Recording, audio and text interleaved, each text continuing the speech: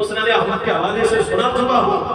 रसूलुल्लाह सल्लल्लाहु अलैहि वसल्लम आप तशरीफ लाए और जब आप सफर से वापस आते थे सबसे पहले अपनी बेटी सैयदा फातिमा ज़हरा के घर में आते थे।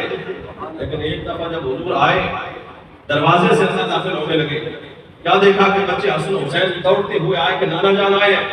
हुजूर ने देखा कि बच्चे दौड़ते हुए आ रहे हैं। हुजूर ने देखा कि हसन हुसैन के हाथों में चांदी के कंगन है, कंगन पहने हुए, बड़े पहने हुए। हुजूर वहीं से वापस हो गए, बेटी के घर में दाखिल नहीं हुए। हुजूर वहीं से वापस मस्जिद में चले गए, बेटी के घर में दाखिल न हुए।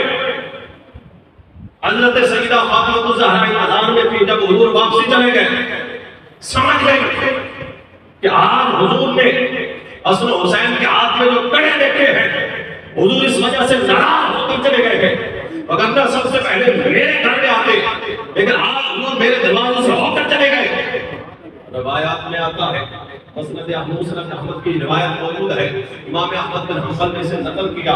फरमाते हैं कि हज़रत सैयदा फातिमा ज़हरा ने हसन हुसैन को बुलाया और बुलाकर अपने बेटों के वो कंगन उतारकर पत्थर के साथ उन्हें कूटा और उसके टुकड़े टुकड़े करके उन्हें जो है वो फेंक दिया। अब जब हसन हुसैन हुजूर के पास मस्जिद में गए तो हुजूर ने उन्हें गले से लगा दिया। और फिर उसके बाद हुजूर घर में शरीफ लाए, वजह बताई तो क्या किया, अर्ज की अब्बा जान वो कंगन मैंने तोड़ के फेंक दी है। फरमाया कि तुम तो पहन सकती थी, तुम पहन लेती, अपने काम में लाती। फरमाया कि जिसको आप पूरा पसंद करें हम उसे कैसे अपने इस्तेमाल में रख सकते हैं। ये हदीस पाक और कमा अलैहिस्सलाम वहां पर मौजूद है। अरे अम्मा फातिमा हजरत सैयदा फातिमा ज़हरा का तो ये अमल है, हुजूर का तो ये अमल है कि इतनी नाराजगी का इज़हार फरमाते